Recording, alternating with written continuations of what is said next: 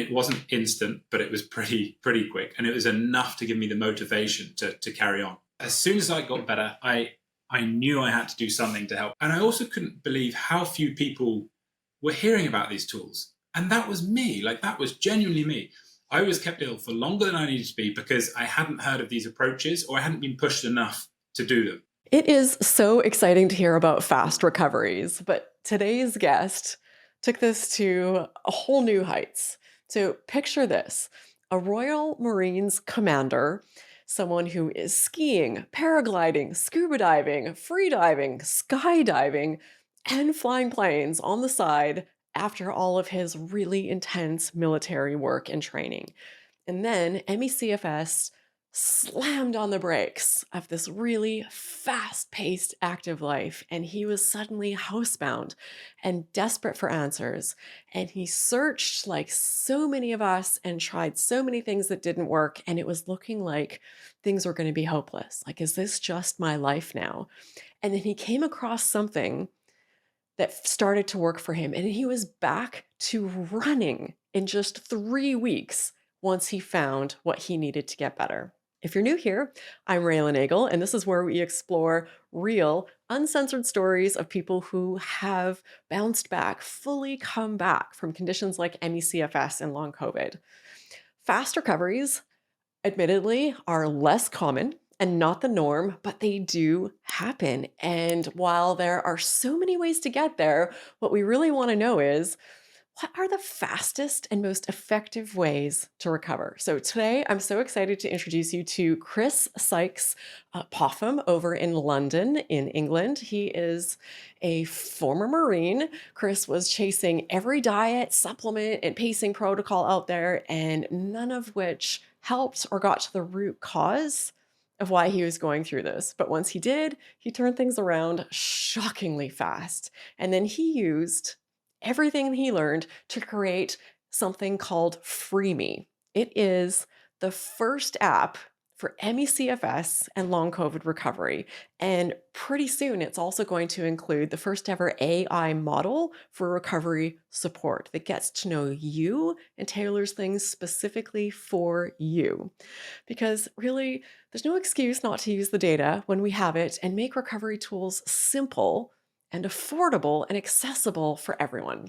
So, oh my goodness, you're going to love this interview. He knows his stuff inside and out and is just overall such an incredible human being.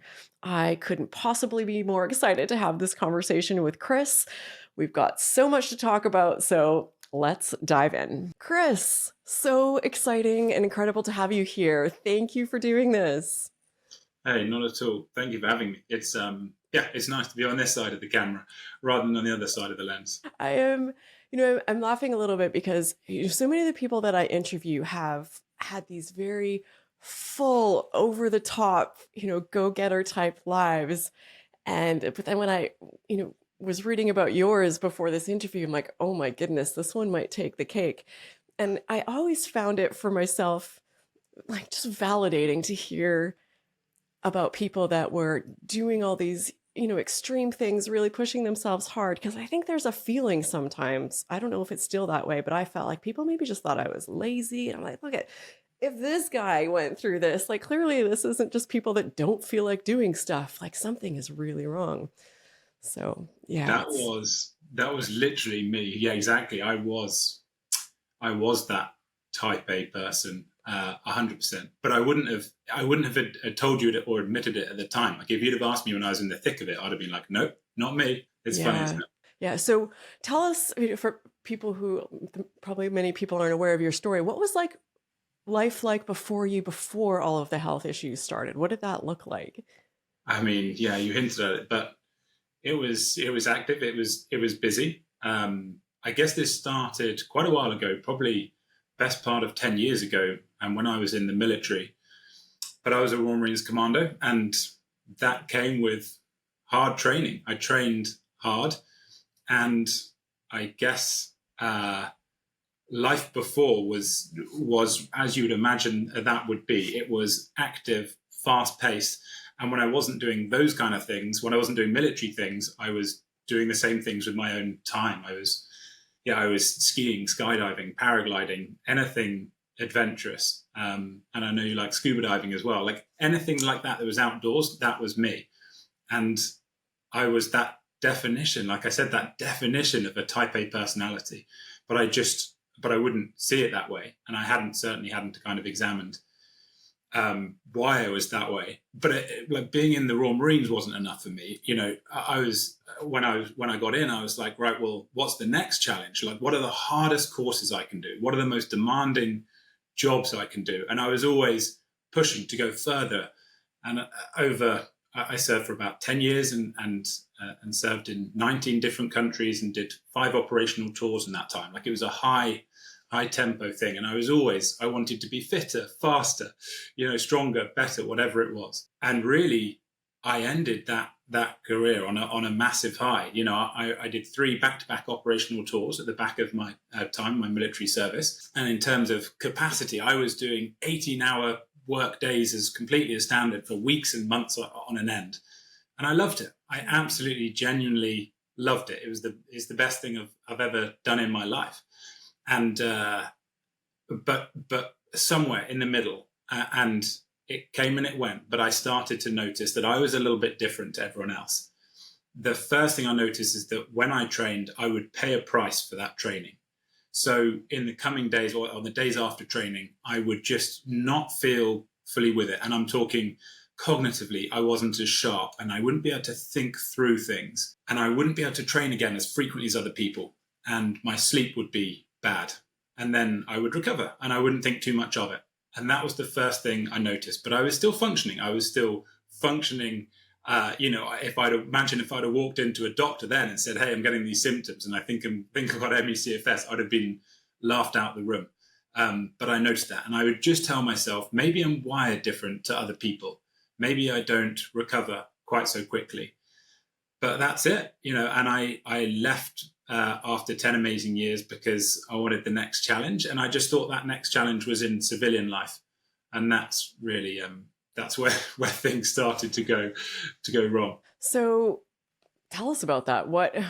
How did it come on all at once, or what happened from there? Yeah, I think, the first thing I noticed before I would train and I would pay a price. Now I would train and I would just be, destroyed for days, and I could do nothing. And I remember I just left, but I'd still keen on training everything. And I would every day I would get all my gym kit ready. I'd pack it up by the door. So all I had to do was roll out of bed, grab my gym kit and go to the gym and train. And I would wake up and I wouldn't be able to, I'd be like, I don't know if I can get out of bed, let alone go to the gym and train. And we're all the same, aren't we? I dragged myself to the gym and then I would lock myself in a changing room and I would sleep for 20 minutes before I even started the workout. Like just to build up maybe the courage or the energy to start it. And then I would start it, but I would give up. I wouldn't even be able to make it halfway through. And then I would go to my workspace, the place I was working at the time, and I would do an hour or so's work. And then I would go to the toilet and I would lock myself in the toilet and I would have 3 towels and put a towel and use it as a pillow. And I would fall asleep. I would go to sleep on the cold, hard, floor for 20 minutes just to get through the day. And I would do that several times, time and time again. And still I had no idea. Honestly, I had no idea. I don't know, honestly, looking back, what I thought was going on, but obviously there was something pretty severe. And very soon I had to give up training and then I had to give up work entirely. And I mean, you mentioned earlier, what I'd done before, but it's crazy, isn't it? It's crazy. I had gone from 18-hour work days, I had gone from high tempo stuff and the commando tests, and now I can't get myself to the sofa. It's that difference was insane. But brain fog was pretty awful. I couldn't think my way through anything. I couldn't solve any problems. I couldn't get anything done. And normally, again, that's not me. I couldn't remember what I'd done just earlier that day. I wouldn't be able to tell you. It'd take me a couple of minutes to even kind of recall that. I had a constant low-level cold. It was always there. Never that bad, but always enough to make me absolutely miserable. I had infections. I think my immune system just gave up on me, but there was all sorts of stuff coming out of my ears. This is the kind of stuff you want to, the detail I know you want, Raelan, but my toenails would be infected, like everything. I'd have cold hands and feet, like even in a really hot room, my feet would be freezing. I'd have headaches. My mood was up and down like a roller coaster, and I slept awfully. And you Google it, don't you? Like, okay, what do I do? I need to improve my sleep. And so you hear about sleep hygiene. So I made sure I had a cool room. I would black out all the windows perfectly and then still sleep absolutely awfully. And every morning you just wake up, and I just felt like I'd been out drinking and partying all night. But of course I hadn't. I'd still slept 8 hours, in fact, but I just felt like absolute death, no matter what I did. And that feeling coming into a crash is awful, isn't it? It's terrible. I remember like when they come on, and you're just asking yourself, like, how long is this going to be? How bad is it going to be? Like, what does this mean for me? And then you start questioning, like, is this my new normal? Like, is this my new baseline? And that moment is just something else, isn't it? It's horrible, absolutely horrible. And I was be spiraling in fear, worrying about what this meant for me. Of course you are, like as I knew it, as the end of my life as I knew it. And I went to the doctor and had, as you do, every test. I went in and just started normal blood tests at first. And the odd thing was slightly out of kilter, like some of my liver values were a little bit out. So I'd get sent for more blood tests with extra panels on.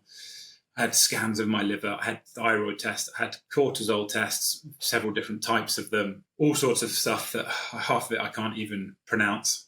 And I hadn't told him, but I'd been Googling, as we all do. I'd been researching. And so with my symptoms, I had heard of ME/CFS, but I didn't want to put it in his head. I wanted him to kind of say it to me first for some reason. And when he said, look, all we can do is transfer you to a fatigue clinic, it's a bombshell moment, isn't it? And it's horrendous. And it's also a big, I guess initially it's like it's a double-edged sword, isn't it? Because firstly you have a diagnosis and you're like, okay, I've got this, like I've got something you can point to and go, it validates your experience a little bit. It's like, okay, there's a reason why I'm so tired, and I can now tell people, and that made me feel a little bit better. Look, I've got this thing and it comes with extreme fatigue and it comes with brain fog. So you're like, okay, there's not a reason. I'm not making this up. And then the second thing it comes with is this horrible, horrible prognosis. And you start to wonder, I'm like, okay, what does this mean for me? I can never ski again. That's what I was thinking about. I can never ski again. Can I travel and go and see my friends and my family? My life as I know it is over. That's what I was thinking in that moment.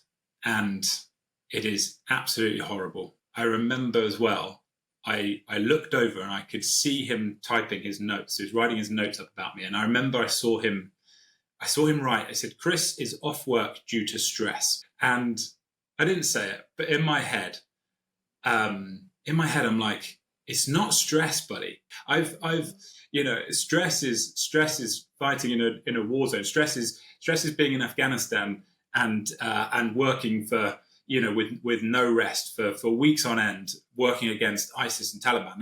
That's stress. This isn't stress. I'm doing nothing at home. Like I'm sat at home, and now I have a far more nuanced and understanding of the situation, and I think stress is involved. In fact, I think we all accept stress is involved, but that term isn't always helpful. And it certainly didn't lead me to the answers. And I guess, at that point, I was just worsening. I was just getting worse and worse and worse to the point where I couldn't really leave the house. And I would tell myself, you need to get out.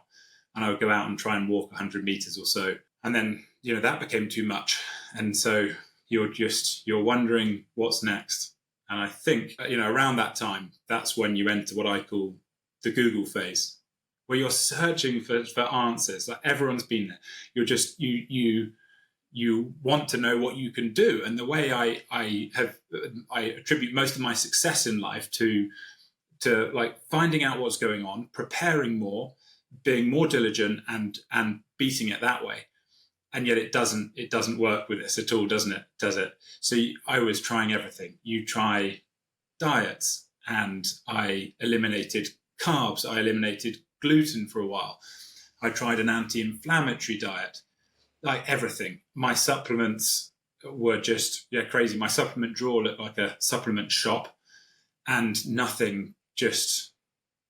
In fairness, here's the thing I need to say is that this wasn't a fair experiment, because I would try things and then a day or two later, maybe even hours later, I would give up when I had the next crash. So maybe some of those supplements were the answer. I don't know. But I wasn't able to stick to them because I wasn't in a place where they're able to. And actually, I think in my heart, I knew that taking zinc might help me, but taking zinc wasn't going to cure me as well. So it all just felt hopeless. It felt like nothing was going to fix the root problem. And it felt like I was taking one step forward and then two steps back. And I think that was the lower step. That was when I was just like pretty, I'd lost all hope. First, I'm so sorry that you've had to go through all of this. I'm sure for so many people listening and watching, it's resonating, because I was thinking how much it relates to my own journey. And I almost wish that we could just find everyone when they're at the beginning of the journey, because I wish we could pull together all the clips of the people I've interviewed who have said so many of these similar things. Like, it's going to come on, you're going to be confused, you're going to go to the doctor, the tests are going to be normal, you're going to get that diagnosis, and for about 7 minutes, you're going to be excited that you have this diagnosis, but then you're going to realize, oh my goodness. That's exactly what we need, right? And you've done the first step, and I know you're also work on the next step with the study of your recovery. There are all the recovery stories you've done. That is obviously that's what we need. We can now see hundreds of recovery stories and the exact same process you went through. You start to notice the trends, and you start to notice the vast majority of us are sharing the same story, and it's magical, and it's incredible you're doing it. So thank you. And when you go through it, I imagine I know it did for me, like I must be the only person going through this exact journey. It just feels like no one knows what's going on, and I'm fumbling my way through, and there's no information, and I'm creating the map. But so many of us go down that predictable path of the Googling and trying all the crazy things and the $10,000 of supplements, and it just... I don't know about you, but I had found like one or two other recovery stories, and it wasn't enough. I found them in the wrong order.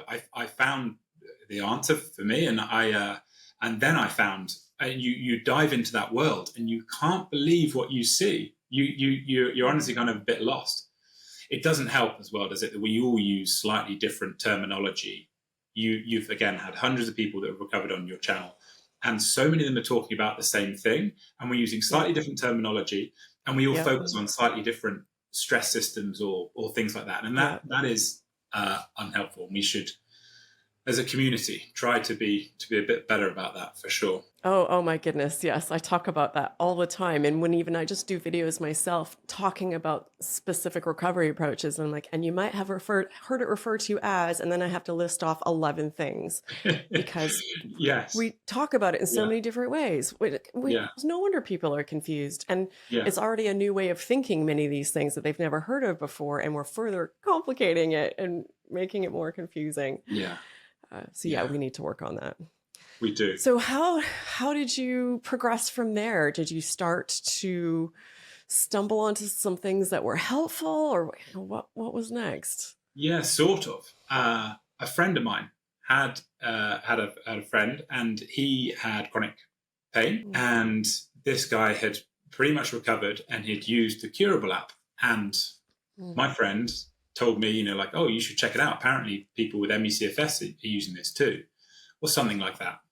And you know what it's like when somebody who hasn't experienced ME/CFS firsthand themselves, it's not like they're well-meaning, but you also know the realities of it, and the condition. So when someone else tells you a bit like, and this was me at the time, it's like, okay, buddy, thanks, that's thank you, but in my head, you're like, I'm not sure you fully grasp like the nature of it. And he was using an app, like, I'm not sure what an app can do for my symptoms, but I was curious. And at the same time, also, I was getting adverts on my phone, and they said the same thing. They said people with ME/CFS are using this. And I was Mm. curious enough to open it and to check it out and to look at it. And I started doing it, and obviously it explains to you about, it tries to explain everything to you, and it says that your brain can affect your body. That's the first thing it says. And I remember, like, I was still back then, I was still in the phase where I wanted to check everything. So I was like, okay, can the brain really affect the body? Is that true? And of course, straight away you find out, like, yes, obviously, no one disputes that. We accept that the brain can obviously affect the body. We know when we watch films, we get goosebumps. We know, or I know, when I look at a burger, I start salivating before I even start eating it. I accept that. That's fine. But it's a big leap from those symptoms Yeah. from that to what I'm experiencing. It's a big leap from goosebumps Yeah. to what I'm going through.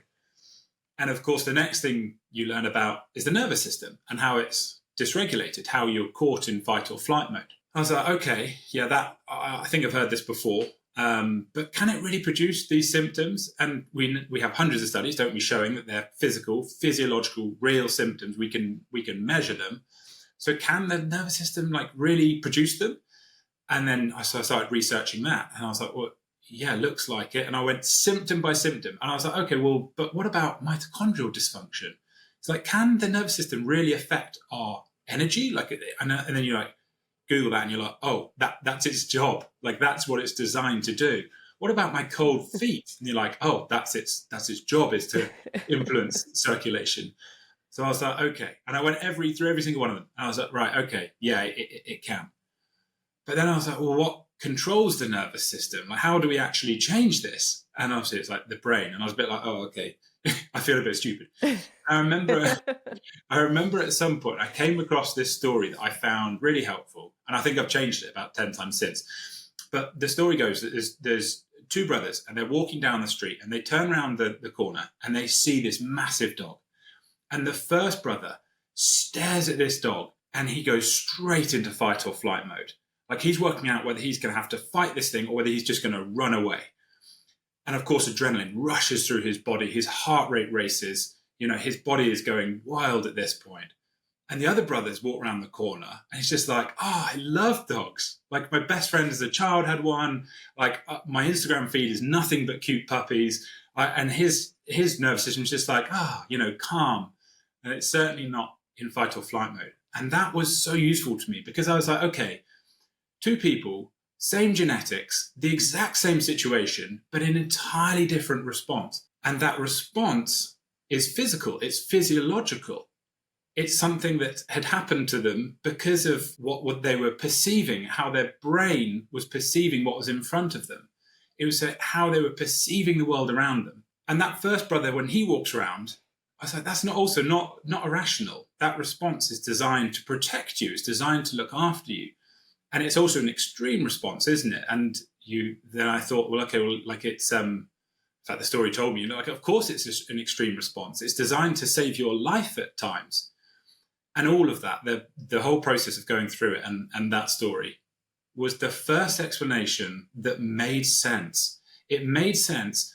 And then I could actually test it against all my questions. It explained everything. And I was like, okay, does it explain this? And it did. And I was like, okay, this is worth trying. Like, this is worth giving it a go. And so I did. I committed. And at that point, in fact, I think it was gradually over a few sessions and a few days of Googling and becoming convinced, I slowly committed to it. And I think the first thing that made a massive difference for me was how I was responding to symptoms. This was huge for me personally. Before, I was absolutely spiraling in fear.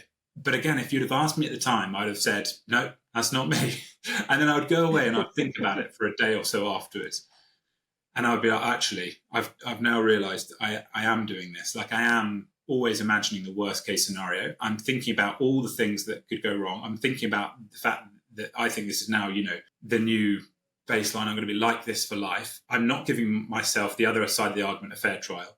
And I am absolutely responding with fear.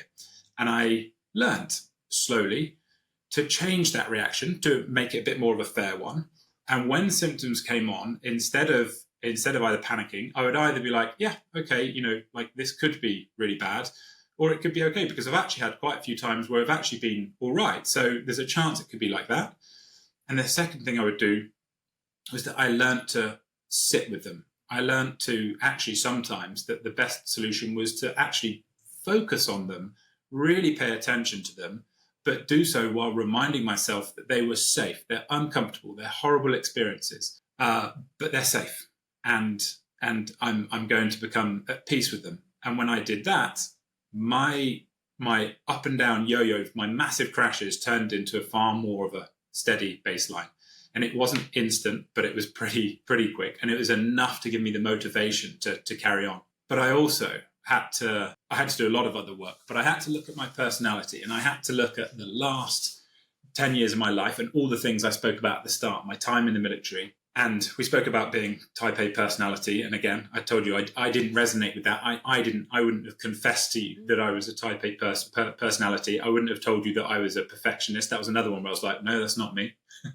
And then over the next couple of days, I was like, actually, maybe it is. Maybe someone who tries to join the Royal Marines and the success rates there are lower, but then still isn't satisfied, has to find challenges constantly in life. And so I had to stop and have a hard look at myself and be honest about what was driving those things, because it wasn't necessarily the things I was doing. I don't think having goals or ambitions is inherently bad. I think it was the place they were coming from. I think it was what was driving those things, and being honest with myself about all of that. And then obviously seeing and understanding the science we have that shows that those kind of things in the background can keep us in that heightened state of alert. That was huge for me as well. And I also had to look about and learn about emotional suppression and how that keeps the nervous system in fight or flight. And we have lots and lots of studies now to show this. We know that's the case. And funnily enough, it's not covered in school, is it? I didn't learn it as a kid growing up. And funnily enough, I didn't learn it when I was training to be a Royal Marines Commando. That wasn't part of the syllabus. So at age 35, I had to learn how to feel, to express, and to take action on my emotions. And that was pretty liberating. And lots and lots and lots of other things. And all of these things and all the things I did are related. There's a theme here, and it's all things that have been shown scientifically to keep our nervous systems in fight or flight. And my job was to work out which of those things it was for me. And maybe there's, 30 key things that do that. And yeah, our job is to find those things, to learn about them, to be curious about them, and to consider making small changes for the better. And when I found the things that it was for me, and that's some of them, things improved very, very quickly. And when they did, that was the motivation I needed. And for some people, it takes a little bit longer. But when they see that progress, it's the same, isn't it? And fast forward 3 weeks, I honestly think it was 2 or 3 weeks from when I first discovered and kind of committed to this approach, I was out running again. And it was incredible. I remember as well, I went out running, and I had my, I was kind of still learning, and I had my tracker on, right? And I was watching my heartbeat, and I was like, right, I'm not going to go above 120 beats per minute, because if that happens, if I do that and I just made the number up, something bad's going to happen. It's not good for it. And I was running along, and I was like, this is quite stressful trying to stay below 120 beats per minute. And I was like, I'm not sure this is helping. So I took that off, and I wasn't running any faster. I wasn't pushing any harder. I was just slowly, things were starting to click, but actually fear-based responses were not helping me. But that period when you start to realize you've got your life back is miraculous. When you realize that you can suddenly do things again, that you can have life goals, ambitions, is amazing. And it will stay with me for the rest of my life. So I got to 80-90% super quickly. But then that meant that over the next few months, I had to do the real work behind recovery to make sure it wasn't fully coming back, and to make sure I understood all of those things that keep the nervous system in fight or flight. And I'm now fully recovered. And it's amazing to say that. I've said it many times, but it's still amazing to say it.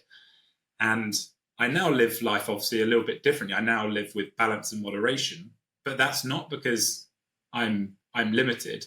And I think it actually is a good thing to go out there occasionally and test yourself and to give yourself reassurance. And I have steadily and still do build up and add to my list of evidence that I am 100% recovered. And I don't like the idea that I'm limited in any way. And I now know I'm not. I know when I run a half marathon, in a near PB time for me and wake up feeling fresh the next morning and walk up mountains for a week on the end, or ski touring, skiing for a hard week skiing, and then I'm just fully back to normal. I only now know that in hindsight. And when running Freeme is at times stressful, and when you do 12-hour work days and then you still train and you still do it, my opinion on balance has changed, and I think I don't do that long term anymore. But it's lovely to be able to test yourself and to stand up to those tests. So I think you just said it all. I think you just hit on every important piece that people need to understand. I'm kind of thinking right now it's just a sort of mic drop moment. We can just end the channel and there's no need for further videos, because I think you just covered it all. That was so incredible. Oh my goodness. I'm so impressed with that you quite quickly, after some skepticism, started grasping onto these things and slowly buying into it, and really just worked your way through so many pieces of it. And it was interesting when you're talking about emotions, and you said, we weren't taught this growing up. And I think we actually were taught about emotions, but we were just taught the wrong things. We were told, don't feel them, push them down. Boys don't cry, big girls don't cry. Women never get angry, like keep a smile on your face. It's not polite to show emotion. If you start to cry, apologize immediately and try and stop it as fast as you can, because it is wrong. And so we grow up being taught to push things down, and it's not safe and okay in the world to feel those things. It's so interesting. I find the women thing fascinating, and the difference between the sexes. And I think the societal pressure on women must be real. And I can't tell you what that's like, but it makes me, I think about it a huge amount. And the same way, but I don't want to compare it anyway. A Royal Marines Commando is not expected. You are taught in a way to suppress emotions and just get on with it. And maybe you're not even. Maybe it's just society. I think that's the biggest problem, isn't it? It is just a societal thing, and something we haven't got quite right yet. Yeah, I started realizing that I would see a child in a grocery store having a temper tantrum, which used to annoy me, and then I started feeling envious of them. Sometimes I just want to scream and stomp my feet and say, I hate this, but I'm not allowed. I just have to keep smiling. Everything's great. I hope you now allow that emotion sometimes. I take examples from my cat. I learn from my cat. My cat gets incredibly angry. If I overstep his boundaries, he will tell me by biting me and clawing me. And you think, he gives me one warning and then that's it. And there's a lot I can learn from my cat about boundaries, emotion, and nervous system regulation. Oh, absolutely. I'm curious, if you're okay with sharing, because you talked about how you were doing all these extreme things, and it wasn't really that you were doing them that was the issue. It's what was driving that was causing some issues. So what was it that was driving that you think led to the nervous system dysregulation and the symptoms that you were having? Yeah, that's a good question. I think being 1,000% honest with you, I think it came from me in a place of insecurity. It was me trying to show the world properly. Look, if I do this, if I become a Royal Marines Commando, then people can't say, whatever about me. I don't even know what that thing is, but that needs to achieve for me, that constant pressure to achieve. And I still feel it now. I'm just kinder to myself about it. But that's what I mean. It's not, and there are so many similar things where it's not the thing itself. Again, having goals, wanting to achieve something, that's not bad. It's where is it coming from? Is it coming from a healthy place and a place where you're being kind to yourself? Or maybe is there something else going on? And we know where we have to look, really. We have to look at our childhood or at some point where we learned that. And I would wonder if it's the same maybe for some extreme athletes, people who are driven to constantly achieve, and they've learned that maybe, I don't know, their sense of worth comes from achievement. Extreme athletes would be one example. Anyone, pushing for constantly to get a new job. Is that coming from a place of being truly content with your current existence, or is it coming from a place where you're being harsh on yourself? And that's what it was for me. And it was when I was honest with myself and just considered and was curious about it.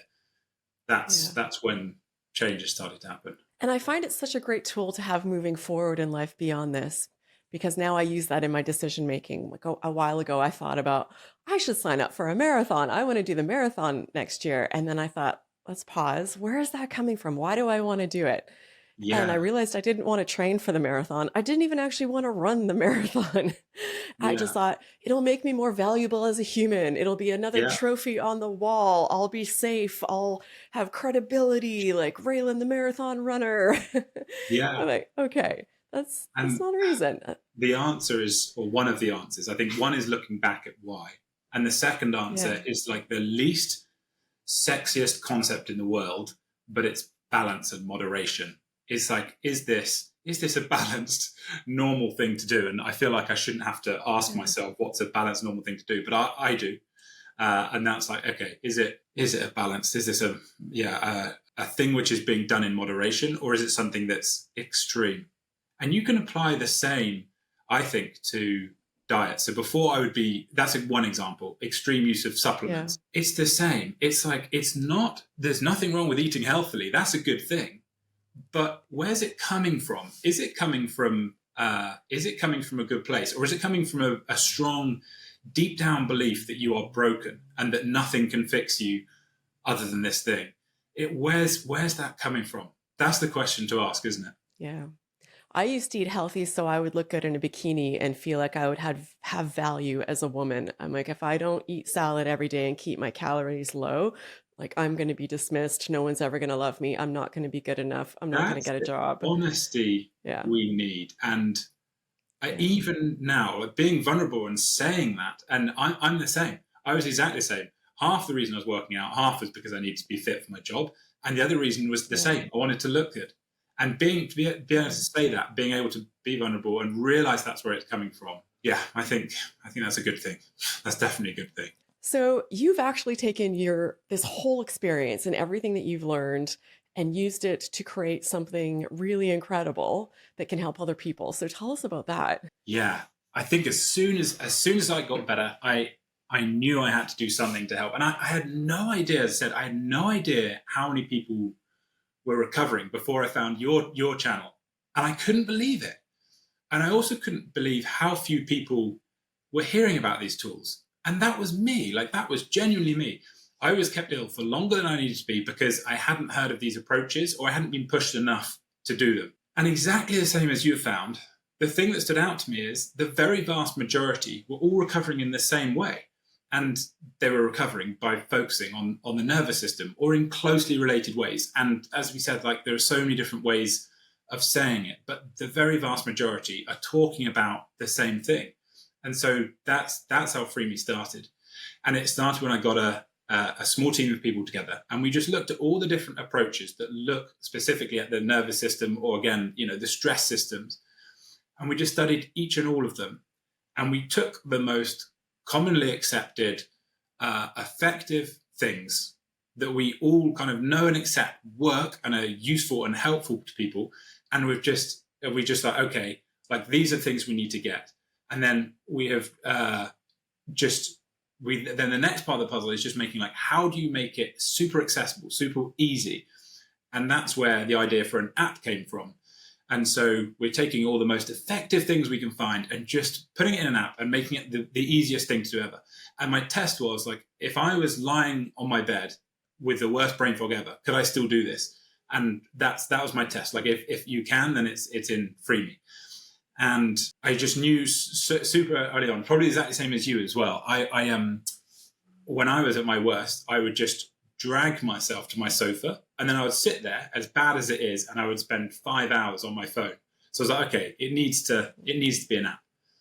But I think the thing is as well is that I realized early on that there's a bit of a problem in that, you have hundreds of recovery stories on your channel, which is amazing. And they're pretty much all focused on the nervous system or the related stress response systems. But what's keeping you in fight or flight might be a little bit different to what's keeping me in fight or flight. So Freeme solves that, because you go through, you do content, and then you work out what it is that's keeping you in fight or flight. And then it's able to give you more of that content. So it's able to give you the education you need to say, look, okay, here's what's going on. And then the tools and techniques you need to actually do something about it. And so that is exciting, and it is amazing to be in this place. Freeme is obviously relatively new. We actually launched it last year, but we weren't telling people it was really out there. We were doing very small levels of marketing, and while we were just testing it. And then this year, we have started to tell people it exists, which is a good thing to do if you're trying to help people.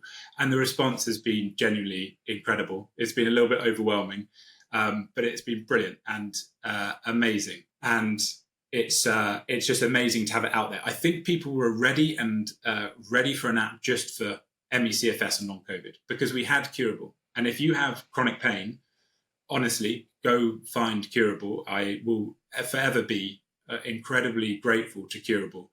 But if you have ME/CFS or long COVID, it's harder to then make it all, bend it and twist it and apply to you. And so we needed something as a community that was just for us, that understood crashes, fatigue, PEM. And that's what Freeme is. And that's why it's so exciting. And we're always working on it. We're always developing it. I need to stop telling people about things that we haven't released yet, because I keep doing it and then it just commits me to doing it and it adds pressure on. But this thing that I'll tell you about is exciting, and it's 95% of the way there. But the next problem I think we have in this community is that you hear there's so much information. And so you read something on an app, you watch a video, you read a book, and you don't know how to apply it to you. You're like, okay, cool, I understand this, but like, what does it mean for me? And so we have built the world's first AI model just for ME/CFS long COVID, where you can ask it any question. So you can do a lesson and then say, okay, but how do I apply that? And I don't know about you, but I had 1,000 questions when I entered this world. And I just had to read hundreds of books and look at loads of your videos. But to be able to turn around and just ask any question and get personalized advice, because the next thing about it is that it's going to learn about you, and it's going to learn what keeps you in fight or flight mode. So then it's giving you personalized advice based on you specifically that you can use, that's actually actionable. So that's going to be incredible. And we'll have to announce it at some point, but in the coming weeks, it's going to be out there. So maybe the time this video is out. Chris, this is absolutely incredible. I can't even imagine the overwhelming response you must be having for this, because so much of what we're putting out there for people with ME/CFS and long COVID, virtually all of it, are things that were designed for chronic pain.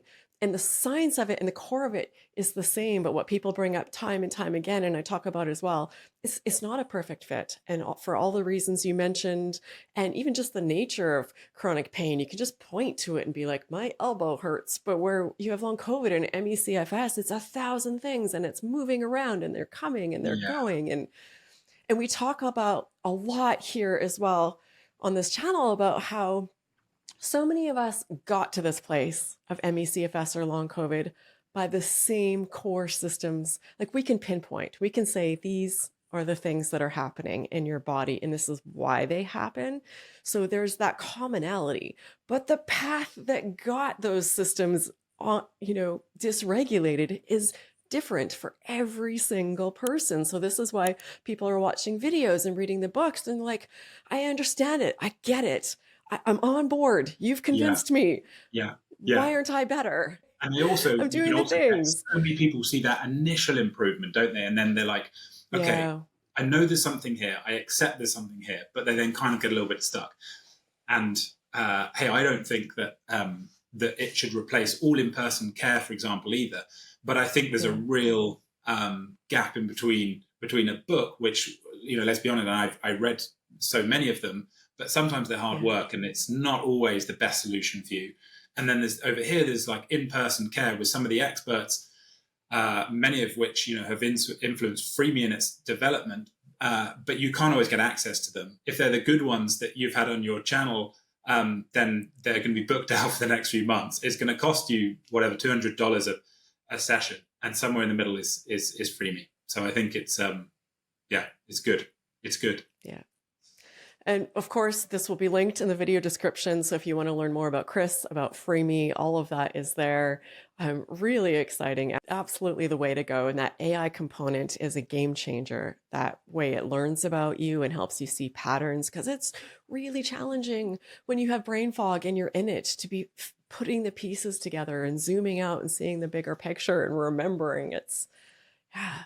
Absolutely incredible. One last thing, because I know you've talked about the concept of stress, how we see stress can be problematic. So just tell us a little bit about that as well. Yeah, I think that maybe that came about with the story of my doctor, and because I think when he and people talk about stress, and we know that ME/CFS is a stress-related condition. We know that they all are. There's a part for stress, but I think the problem is when you say stress, you look for the stressful things in your life and you try to avoid them. So you try to, I don't know, stop taking things on at work, or you might try to avoid conflict or arguments. But if you, like I said, if you'd have asked me when I was at my very lowest ebb, like, how stressed are you? I'd have said, well, not really. Like maybe a little bit, and my condition is stressful. But apart from that, not really.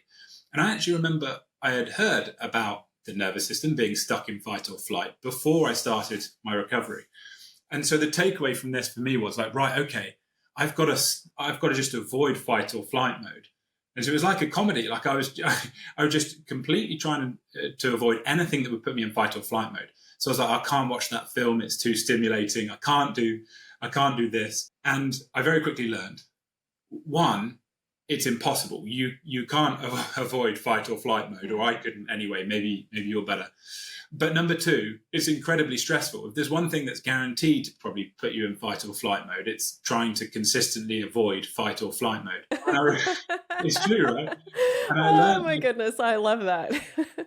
but if you don't understand it and you just like, yeah, stress is the problem. That's where your thinking goes, and that's where my thinking went. And when I recovered, of course, it's very different. I learned that when stressful events happen, it's natural, it's normal, it's how our bodies are meant to react. They ramp up to deal with the threat, and then they ramp back down again afterwards.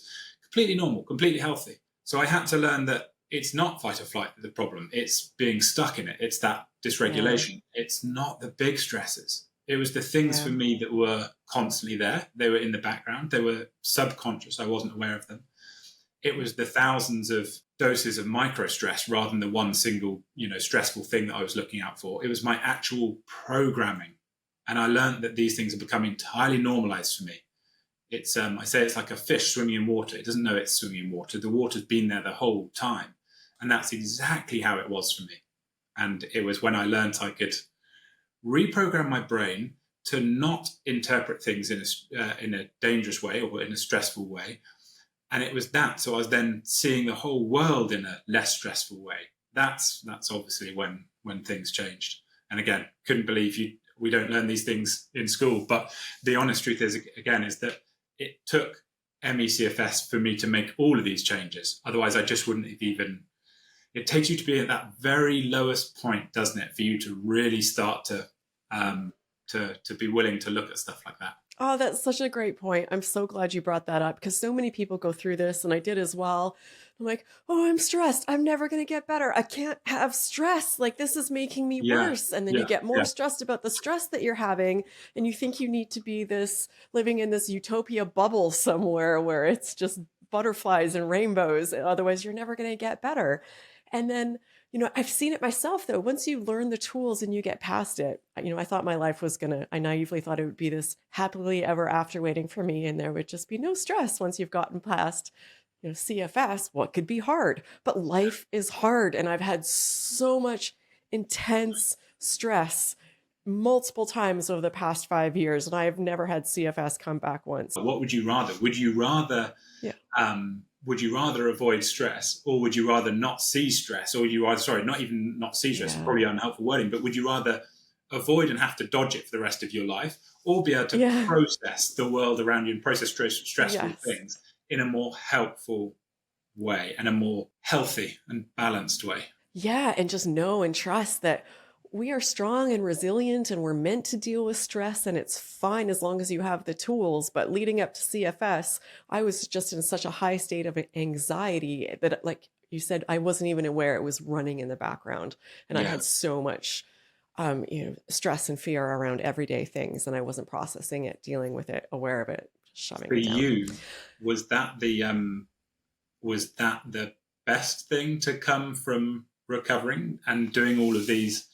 Maybe these interviews helped you as well, but was that the best? For me, that was the best thing, was learning these tools, learning all of these things. Again, age 35, was that the same for you? It's one of them. We'd be here Yeah, another hour, me telling you all the great things that actually came from it, because it's completely changed who I am as a yeah, person. It's changed so many things, but that's definitely a big one. yeah. Chris, I could keep you here all day. This is absolutely incredible. I really hope you'll come back. I really hope people watching and Cool. listening will take a moment to check out the Freeme app, because I know it is really a powerful tool and so incredible for us to have something that's tailored just for us, just for ME/CFS, just for long COVID, based on the science, built by someone who's been through it and knows it. This is so, I can't even imagine the ripple effect that you're going to have and are already having on the world. So thank you for, so honestly and bravely sharing your story, and for all the work you're doing to help other people. Absolutely incredible, Chris. Thank you. Thank Thank you. you for listening to me. Yeah, and thank you for all the work you do. It's incredible. Yeah. And for people that are in it and looking for that hope, I'm going to put up a playlist here of a whole bunch of recovery stories. Just flip through it. You will find some that absolutely will make your day and give you that fuel to keep going through this. So thank you again, Chris. Thanks to those of you watching. And I Thanks. hope you check out the Freeme app, and to see you in one of these next videos. Thank you.